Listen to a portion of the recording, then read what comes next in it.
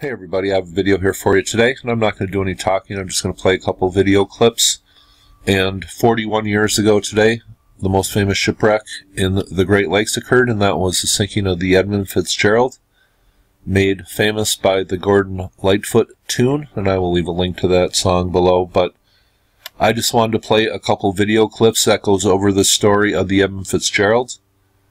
And I had a relative who worked on Great Lakes freighters, so this is a story I am quite familiar with. And when the Edmund Fitzgerald is brought up, most people think about the song. And there was 29 people who perished on this Great Lakes freighter in this area of Lake Superior. But I just wanted to play a couple video clips. One just goes over the accident and the conditions and what it was like on Lake Superior that night. And then I am just going to finish it off with a video made shareable by the uploader. And I just thought it was well done, and it hasn't been watched that much, but it's just kind of a tribute to the men who served on the ship. And I am just going to play those two videos consecutively right now for you. And this is the sinking of the Edmund Fitzgerald, November 10th, 1975, 41 years ago today. On November 10th, 1975, the 29 crew members of the 729-foot ore carrier, Edmund Fitzgerald, were fighting an intense storm on Lake Superior. Their destination that day was the protected area of Whitefish Bay on Michigan's Upper Peninsula. We're at Whitefish Point, just in front of the light station. Today the winds are only about 20 miles an hour. Can you imagine what it would have been like with 96-mile-an-hour winds? These waves are only about 4 or 5 feet today, but they were 35 feet back in 1975. When the storm had passed, the Edmund Fitzgerald was to deliver its iron ore to its final destination in Detroit steel mills, where the ore would be used to make cars. Despite the storm, the men were confident in their safety, because the Fitzgerald was one of the strongest and most capable ships on the lakes. This was a big, powerful boat, and people really wanted to be on the Edmund Fitzgerald. This was the one you aspired to serve on.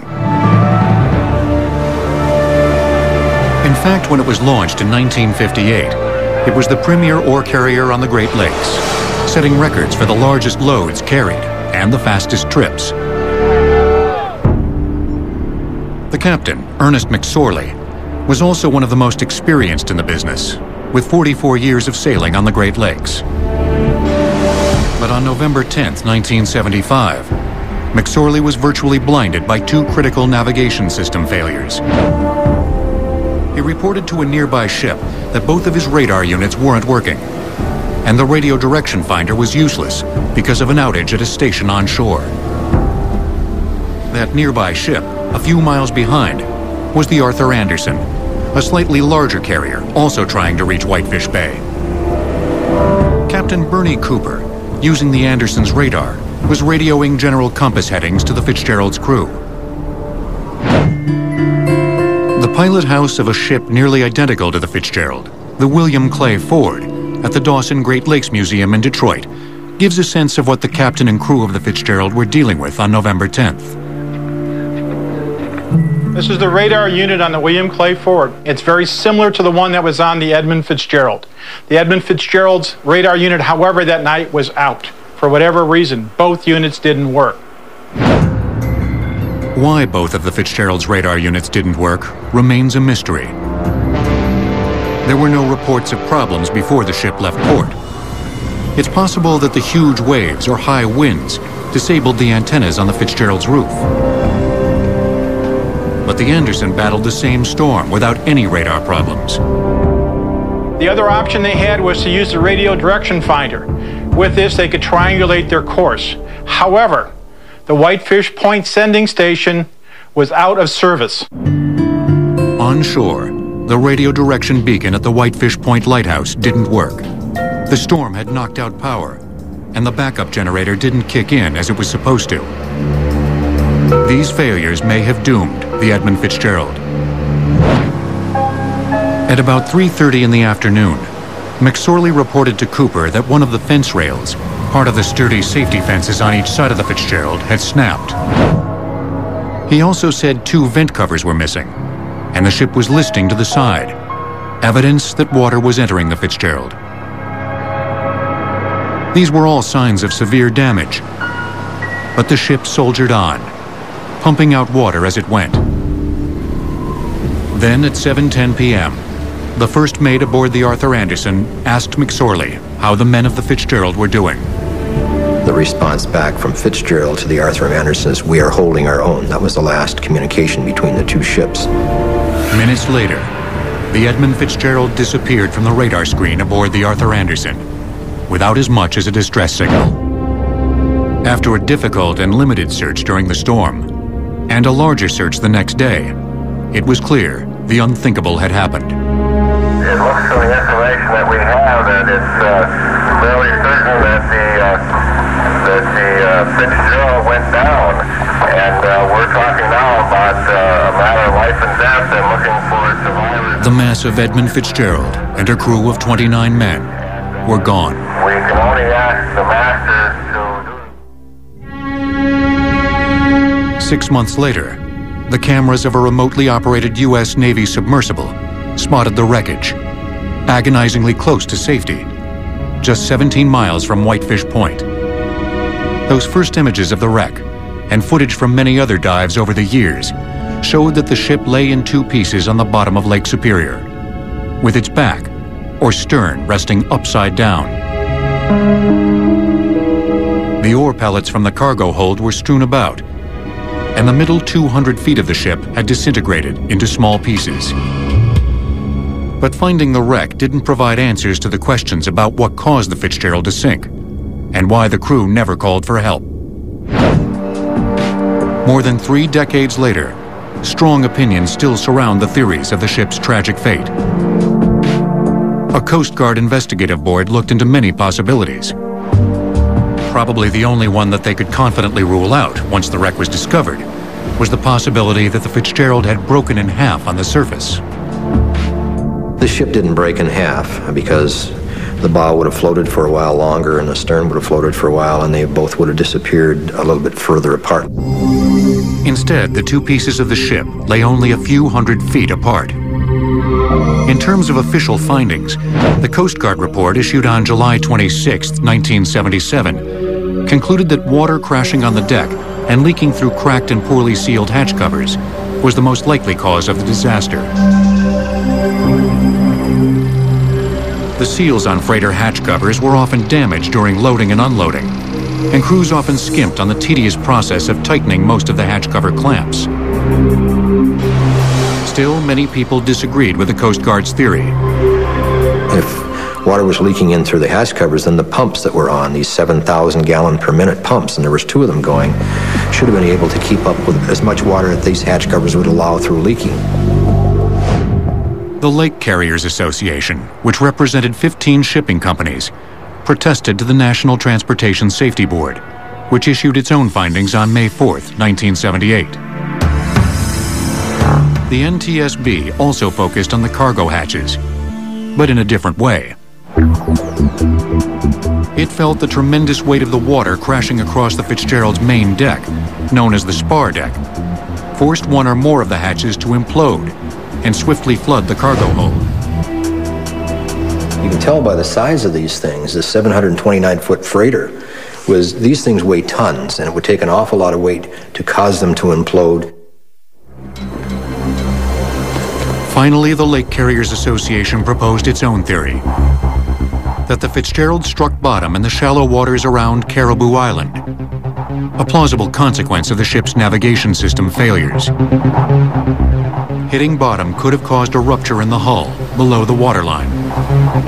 The downed fence rail and missing vents the McSorley reported near Caribou Island seemed to bolster that scenario.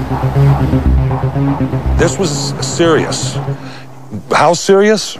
Not serious enough that McSorley thought he couldn't continue on. He had his pumps going. He thought he had it under control.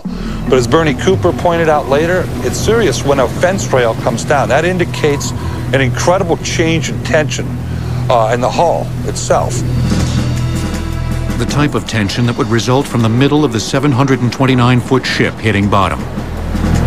And if you hog a ship, meaning cause it to bend up in the middle, you can stretch those cables and cause them to snap because they're supported with stanchions all the way along. Something's got to give. But since there are no scrape marks on the portion of the hull wreckage that can be seen, bottoming out, like the other explanations, remains just a theory. However, one thing most of these theories agree on is that the Fitzgerald was taking on water faster than it could be pumped out. And the more water that came in, the lower the ship would ride in those high seas. The waves were actually boarding the Fitzgerald on the starboard quarter, rolling the full length of the deck, the spar deck, and hitting the back of the pilot house and actually forcing this 40-foot high structure underwater, and it'd come back up and shake the water off the deck and keep going. But one of those dives that did under one of these huge waves was the final dive, and it just kept going 535 feet to the bottom. If McSorley believed the ship would resurface after that final wave, then the first sign of trouble, and the last, would have been a wall of water bursting through the windows of the pilot house from the increased pressure of deeper waters. This would explain why there had been no distress call. But there's still no single theory about the tragic fate of the Edmund Fitzgerald that will satisfy everyone. The bodies of all 29 crewmen remain entombed in that watery grave, and at the request of their families, divers are no longer permitted near the wreck. But those relatives do have two special places where they can feel close to their loved ones. Just outside the Dawson Great Lakes Museum in Detroit, an anchor that belonged to the Edmund Fitzgerald prior to its last voyage is displayed. It is the centerpiece in the annual November memorial. We put 29 lamps out here around it, one for every crew member on the Edmund Fitzgerald. And at the Great Lakes Shipwreck Museum at Whitefish Point, the original bell from the Edmund Fitzgerald is the centerpiece of the collection. Known as the voice of the ship, it was recovered from the wreckage at the request of the families on July 4th, 1995. When this bell broke the surface after 20 years of darkness and silence, it actually swung and tolled, and everybody around for about a mile could hear it. It was one of the most eerie experiences I've ever had, and the tone itself has such a resonating quality to it that is something that you'll never forget.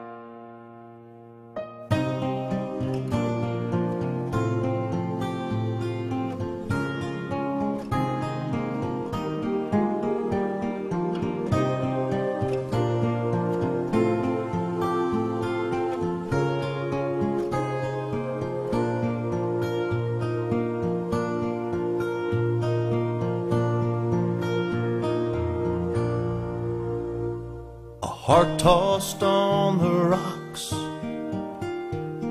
a ship tossed on the water.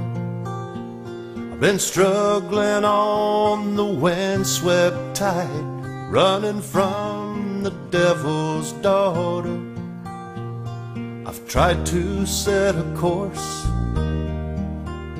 but her rolling seas repel me. Now which way do I turn the wheel? Oh, I wish someone would tell me, 'cause I've been too long in the rain and too close to the thunder, too far from the shoreline, and my heart is torn asunder.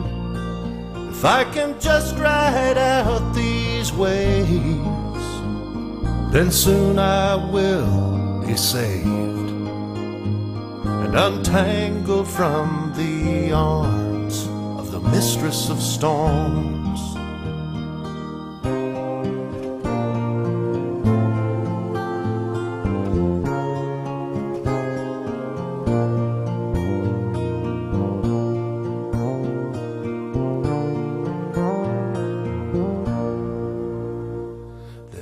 no stars tonight.